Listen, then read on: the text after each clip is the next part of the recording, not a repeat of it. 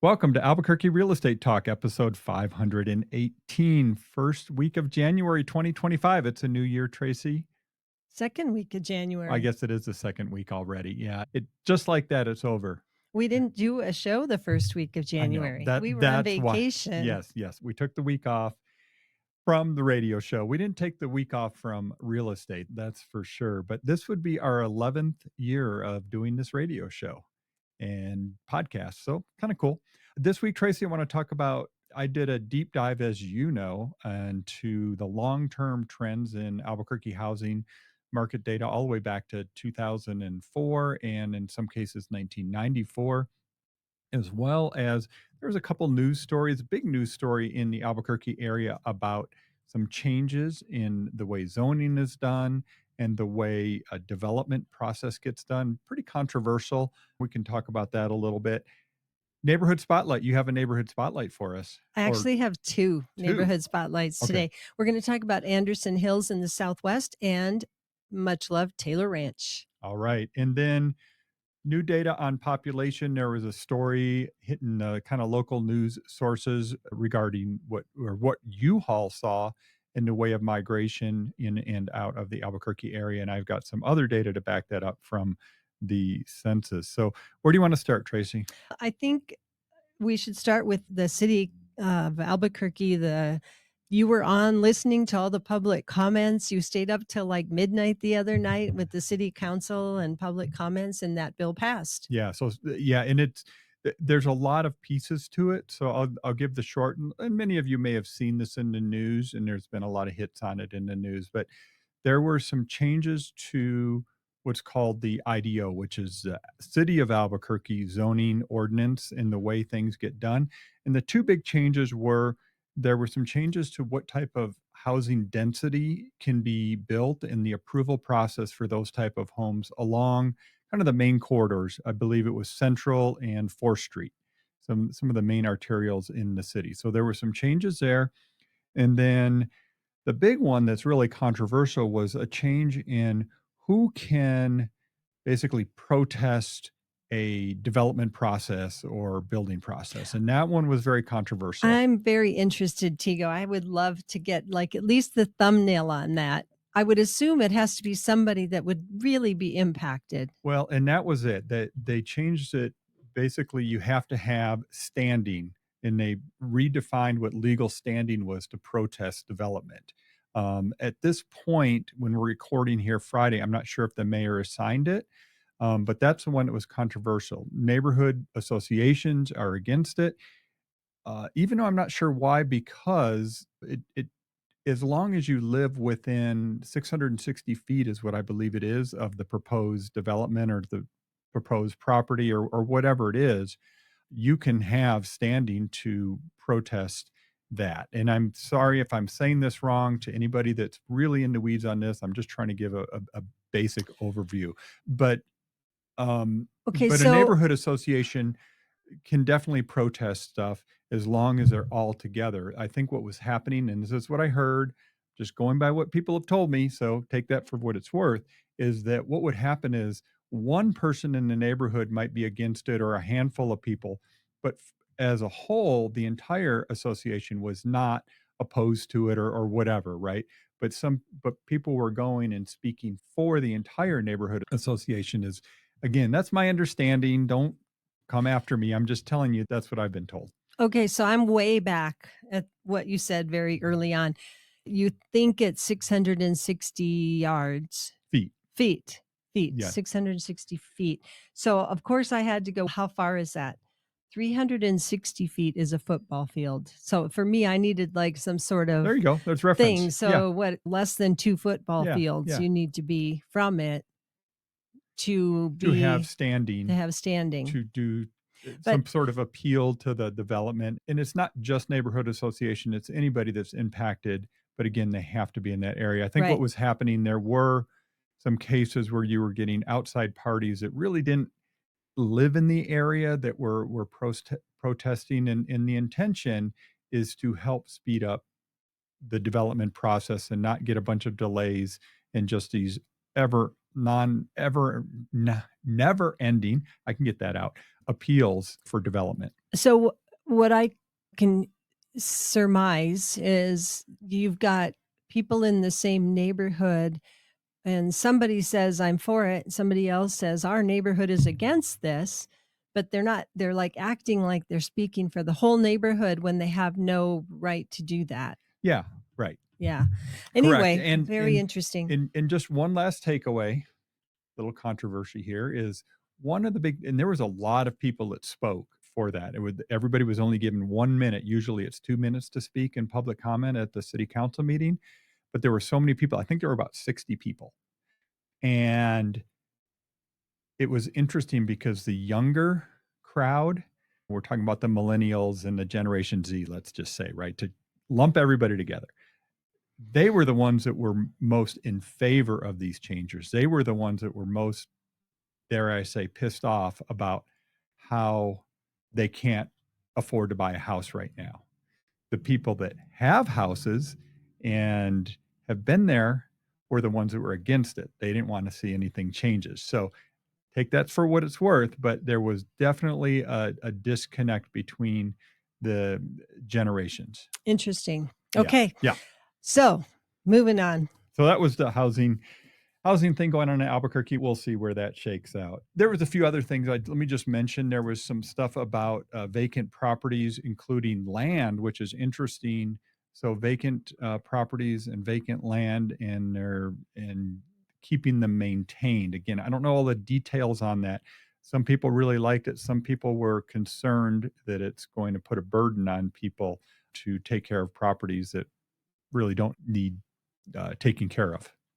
Okay, I'm gonna move on. Okay. We're gonna talk about Taylor Ranch. Okay. So all of you listening know where Taylor Ranch is, right? It's very central near West Side, Montano and Coors and west from there. It's interesting because when I'm out showing homes in Taylor Ranch, I very often run into signs of what Taylor Ranch was before it became housing, right? Yeah. And Taylor Ranch was a cattle ranch owned by Joel and Nina Mae Taylor. And the ranch was their winter retreat, and they lived in an adobe house near Coors and Montano Place, which is very close to the river. The ranch was sold to Bellama Corporation in 1973, which then Ah, developed Taylor Ranch. But the Taylors bought that land, 800 acres west of the river in 1939. They sold 300 acres to Bellama in 1973. And in the 70s and 80s, it was a huge catalyst for rapid growth on the west side of Albuquerque. So it's really interesting. And it's like there's still remnants from ranch days in off of Montano as you go west and things. But so some of the stats in Taylor Ranch, yeah, and that was one of the way I understand it, that was one of the very early developments on the west side of Albuquerque. right? Yeah, Yeah. Yeah, for sure. And when you first moved to New Mexico, you were in the early days of Rio Rancho, very close to what's now Intel, right. right there, those older AMREP homes. Yeah, So, yeah, but Bellama Corporation, that was Dale Bellama, right? Who did the Princess Jean neighborhood in the far Northeast Heights. And that was unheard of because he was the one who created this floor plan that was housewife friendly, right? That had modern conveniences for it's a funny you say that, and I cringe. It's like we can't even talk like that anymore. I know, Yeah, housewife friendly. yeah, So, Taylor Ranch, just a quick snap of housing there. So, yeah, right now on the market, there's 27 properties, and I don't know the exact, I did a rough Taylor Ranch sure. area as I know it. Average list price is actually 505,000, and that's because there's an anomaly in there. You'll probably know Tego on the side of the hill right up Coors, kind of across from Sagebrush Church. There's some very large parcels there, 3 to 5 acre parcels. Yep, Albin Hills, that's a part of Taylor Ranch. There's a property on the market right now that's literally Coors Boulevard for 4 acres, 7,600 square feet. Foot house they've got listed for $3 million. So it skewed the average for sure. a lot. Most of the homes in Taylor Ranch are in the high threes, low mid threes, high threes, low 400s. Sure. And a lot of them were built in the 80s, 90s, late 86, 87 kind of range. But square foot average 2,200 square feet. and days on market is kind of getting higher, 64 days on market for the houses that are currently on the market. So they've been looking for 2 months for their buyer. Pending sales, there's 19 in pending. Average list price when they went pending was 340,000. Average price when they went pending, 335 thousand. Mhm. So, much more affordable than some areas. And closed sales in the past year, there's been 225. What's interesting in this neighborhood, as well as others, the actual list price to sold price. So, how much of a discount are Yeah, people getting? yeah. Sold price to list price was 99.4. Interesting. So very high, Mhm. but that doesn't take into account that maybe the property had a price reduction before it went pending. Well, we're gonna get to that I because I thought have you were got gonna some say data that. on that from 2024. Yep. So of the sold properties, the average days on market for the past year was 24 days. So Okay. it's interesting because right now it's at 64 days. Average sold price, $368,000 with average size of about 1,850 square feet. So a good size property for sure. A lot of people love the Taylor Ranch area. That Mariposa Basins Park is huge and it's great. And there's plenty of other parks and trails. It's quick to get to I-25 or I-40, except Montano can be very backed up, right? Yeah. I think, Well, I you and I, of course, lived here a long time now, and of course, remember the whole Montano oh debate and yeah, that poor tree on how Rio Grande that how they had to take controversial out was it? Yeah, to people do the bridge. chained themselves to the tree. Okay, I don't think that really happened, but I think Well, I people think were it did. I think No, it people did. were pretty yeah, I that was a lived in big the deal. North Valley in those days, Yeah. Tego, and Oh, it yeah. was a thing. They'd had yellow ribbons and stuff around it, and people would literally stand there when they were trying to do the right of way for Yeah. Montano. So, Yeah. can you imagine if they never got Montano done, or Paseo for that matter, or Tramway? I remember the days when Tramway was a little crappy two-lane road. Yeah. It almost feels like it was dirt. I'm Yeah. sure it wasn't, but it was not an exciting one. Yeah. Anyway, so that's Taylor Ranch. Cool. No, thanks for that. Yeah. No, it's interesting. Yeah, it's a classic Albuquerque neighborhood like we have so many of them for sure. So it's well known, well loved. All right, data, Tracy, it's data time. Oh, I am yay. going to do a little screen share here While you're doing that, because, Tigo, yeah, a lot of great information that you post on your Facebook, on YouTube. So if people want to subscribe on YouTube and follow you on Facebook, they can get this data and see the charts. So if you're actually online watching, you will see these beautiful charts. speaking of which, how do people get a hold of us? I don't even think Yeah, we did that. no, real broker, Tracy and Tego Venturi, the Venturi Realty Group. Easiest way to reach us is just give us a call, 448-8888, and that's great. Or visit us online at welcomehomeabq.com. Tego, I always like to remind people we have a whole team that work with us. We have brokers on our team who specialize in working with home sellers. We have people who specialize in working with buyers. We have East Mountains, Santa Fe, Las Lunas, Belen. So whether it's land or homes or something for investment, even multifamily up to a certain point, we've got you covered. Yeah, and we stay away from commercial just because that's a whole different world. We You have know, great partners for yeah, commercial. yeah. It's one of the people always ask, why don't you do commercial? It's like, well, I'm an expert in this area, right? This is what I know. And yeah, you S- really want to get people that understand that whatever little niche you are in your real estate. Yet, I want to say, I still hear people say, I want to work with a neighborhood expert. Oh, well, yeah, I'm talking property types, I'm I talking know. residential, but yeah, I know what you're I saying. just have to say we go to Placitas sometimes, and I did a search just this past week for somebody on our team that was meeting with the seller, and I went, "Yeah, we've worked with 40 properties in Placitas." And sometimes when you go to Placitas, they say, "I want a Placitas expert," or "I want a Sandia Heights expert," or "I want a East Mountain expert." And we go, "We actually do a lot of business there." That might have been more true in the days when we didn't have what we call IDX, which is the way property listings get syndicated online. Before the days of online search, so you go pre 2006, 2005, let's say.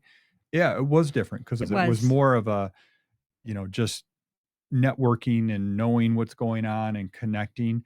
But these days, everybody's searching online. Well, the data that we get now, I can go to I haven't sold a house, let's say Moriarty. I haven't sold a house in Moriarty in a lot of years.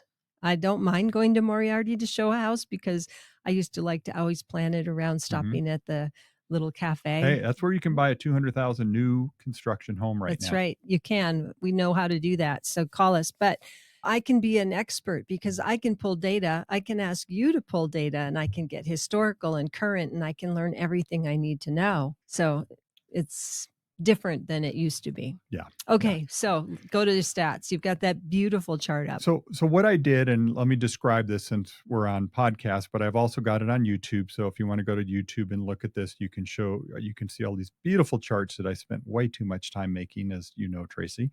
But what I've done is gone back to 2004 and looked at just supply, demand, different metrics that we measure related to housing market health, pricing, of course. And so let's just run through some of this and tell you what I found. So So it's a 20-year chart. it's a 20, yeah, I guess 21-year chart because I go from 2004 to 2024, Okay. right? Yep. So break it down here. So the number of homes that sold per month on average in 2024 was 802. To give comparison, last year, 2 years ago now, 2023, there was 797 per month. So very much the same from 23 to 24. Yep. But if we go back to some of these busy years here, and even 2019, it was 1,100 homes, a little more normal year. So we've definitely seen much slower sales over the last couple of years than we have in a really, really long time. A few other, go The ahead. thing that struck me is Mhm. 1100 and then you go there's all these other years in there and then it went to 2005 where it was around 1100 Yeah, again. yeah, you gotta go all the way back, yeah, Yeah. so the number of sales have no doubt been slow, and if you wanna call that a housing recession, you can. From a unit standpoint, it is. It's 20% less than a few years ago. But let's talk about number of new listings, because Tracy, you and I have talked about this over and over again here over the last couple of years, which is people are just staying put. They're not moving as often.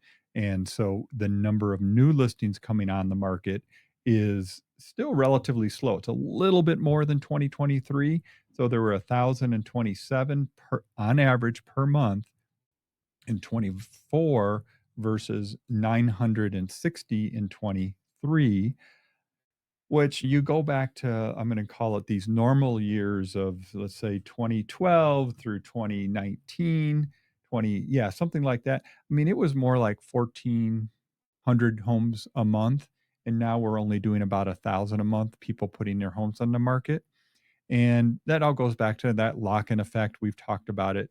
We're not gonna beat that up anymore, but it was a little bit more from 23 to 24, but not by much. And then the last thing is supply that I want to talk about here is a number of homes This that are on the chart, oh market. my gosh, Tigo, look at This that chart. this is dramatic, and if you're just listening, it's a good chart to see because it really puts things in perspective, especially when you get the people saying, "Oh, it's like 2008 all over again." No, you have to look at how many homes were on the market in 2007. Home prices were still going up. There were 6,000 homes on average per month on the market in Albuquerque. And in 2024, it was about 1,750 homes on average per month on the market. Now, that's way above that 2021 year where there was about 1,100 on average, and those homes were selling crazy fast. So Yeah. it's increased from last year, but we're still below the 2019 levels, which I always go back to because I call that the normal year.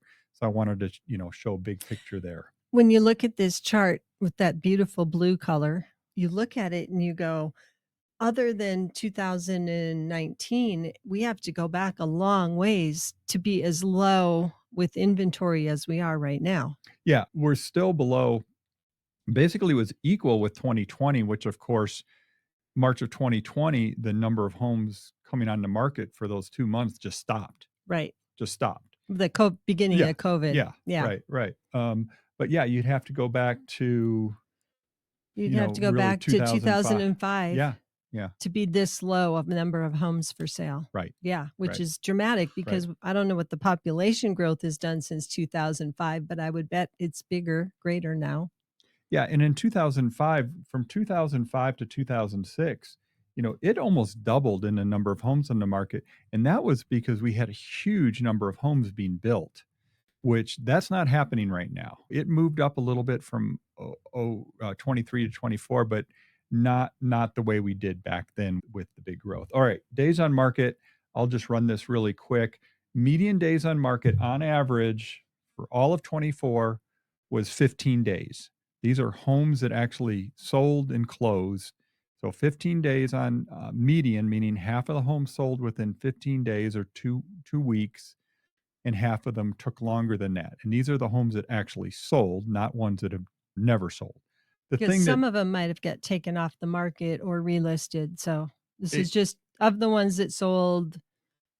yeah, So the number's pretty good.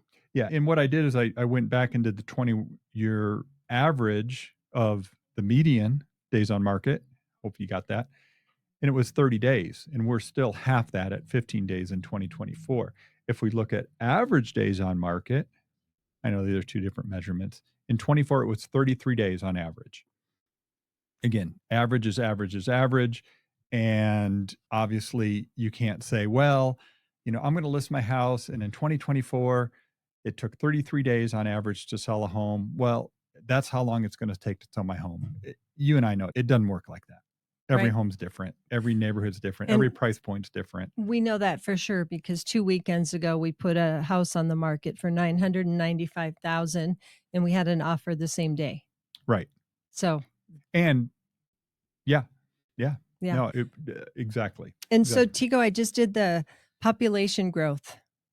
We were talking about homes on the market, right? Yeah. We had to go back to 2005.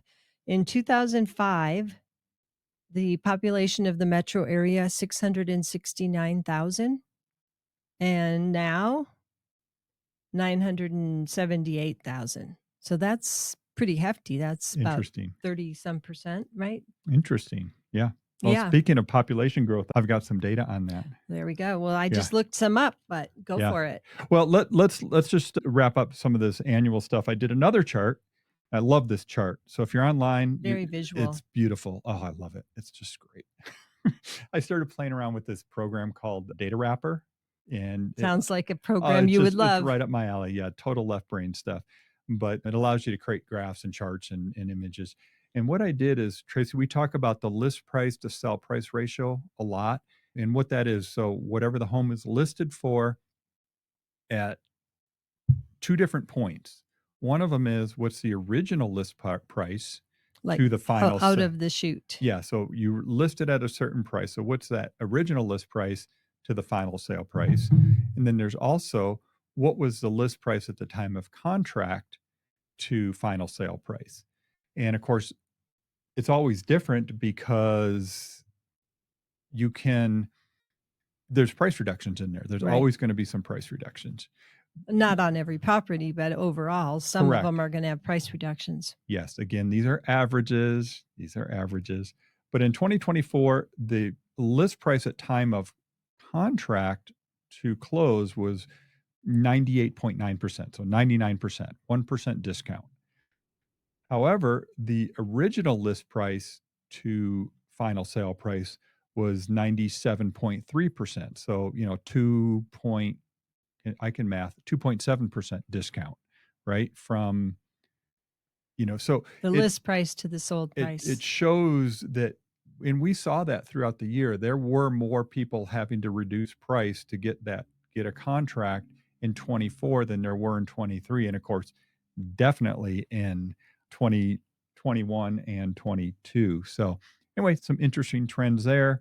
What else do I have here before I wrap this up? Tigo, just to Yeah, mention, so 1 week back right now, there's been 229 price reductions on properties on the market. yeah, It's a yeah. pretty good number. Yeah, and at any given time, there's going to be 30%, give or take, homes that are active on the market that have had a price reduction. That's actually pretty normal. There was a point in 2023 or this year, last year, 2024, where there were about 45% of all the homes on the market that had taken a price reduction, which was Pretty high. unusually high. Yeah. Yeah, the people were definitely getting ahead of themselves on a list price.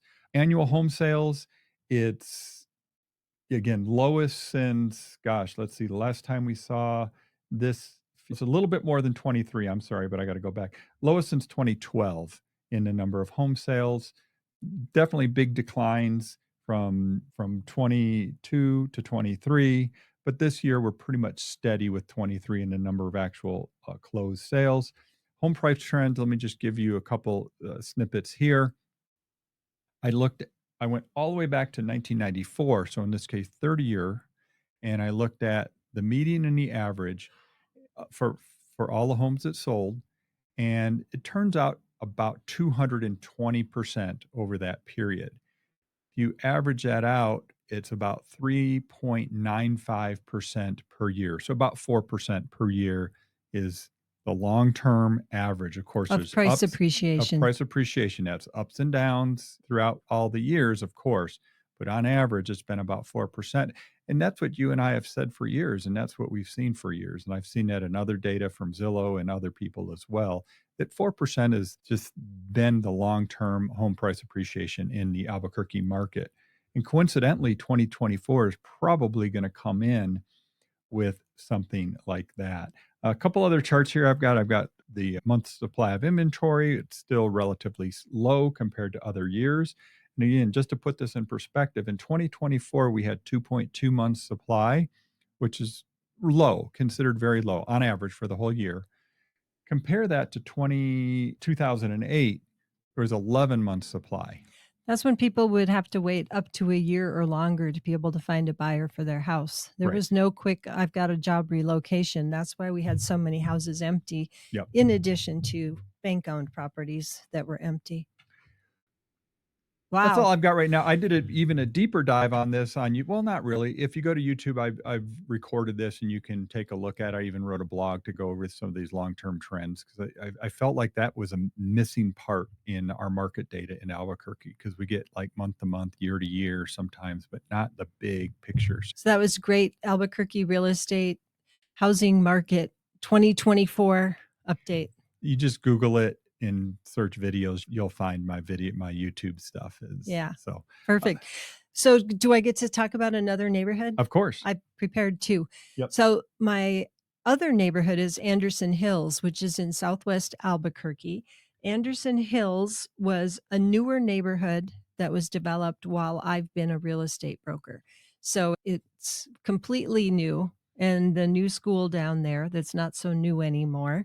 But Anderson Hills, when I go and show that area, it has changed so much. At first, it was like, really, there's going to be this big neighborhood off Dennis Chavez, which used to be Rio Bravo. The exit is like Rio Bravo and Dennis Chavez. It's east of I-25, it's Rio Bravo, and Yeah. west, it's Dennis Chavez. Yep. You go down, and then this super Walmart got built, and there's all these fields of alfalfa and things around it. And then the high school got built, and it's all alone there standing out.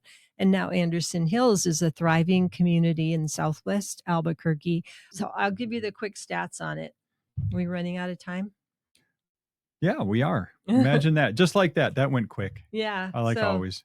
So do I have time to talk Anderson Hills? Yeah, just give a couple stats on it and then we can Okay. wrap up. Yeah. Anderson Hills has 23 homes currently on the market. Average list price is 344,000. Average size for that is 1,600 square feet. These homes tend to be newer, built 2006 to 2024. A lot of new homes still that can be bought in Anderson Hills. So we can help you with that. Pending right now, there are 11. Average days on market to pending was 38. Right now, of the 23 that are on the market, they've been on the market on average 51 days. Closed properties, lots of closed properties in Anderson Hills, and a lot more than this number because a lot of new homes never got into MLS. Yeah. And there's still a lot of new homes. 217 closed properties. Their sale price to list price was 99.65. So Wow. almost 100%. Yeah. And the average sale price was 300 and basically 318,000 for about 1,650 square feet, which represents 201 a square foot. Remember, Years ago, Tigo, I had a search set up for You're gonna age homes. yourself here.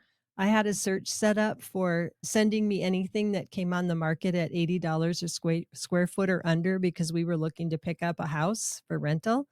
Now the average in Anderson Hills is 200 a square foot. Yeah, and that's one of the more affordable parts of the Metro Albuquerque area for sure, and one of the places you can find new construction at a good value. And there's not that much new construction there right Yeah. now. There's not much left. Most of it now is Rio Rancho. There's still some out on West Albuquerque. Anyway, there we go. Always happy to talk real Well, estate. in Los Lunas now too. And Los Lunas, lots Los of Lunas. great Yeah, opportunities in Los Lunas and very near the freeway. new construction, New yeah. construction. You don't There are some further out, but there's plenty to choose from Yep, in Los Lunas. yeah. So there's my Anderson Hills summary. Oh, that's awesome. Thanks for listening. Again, kicking off season 11 of what we just call Albuquerque Real Estate Talk, and happy to be doing it. It's Tego and Tracy Venturi of the Venturi Group of Real Broker, and you can reach us at 505 448 8888 or welcomehomeabq.com for our website.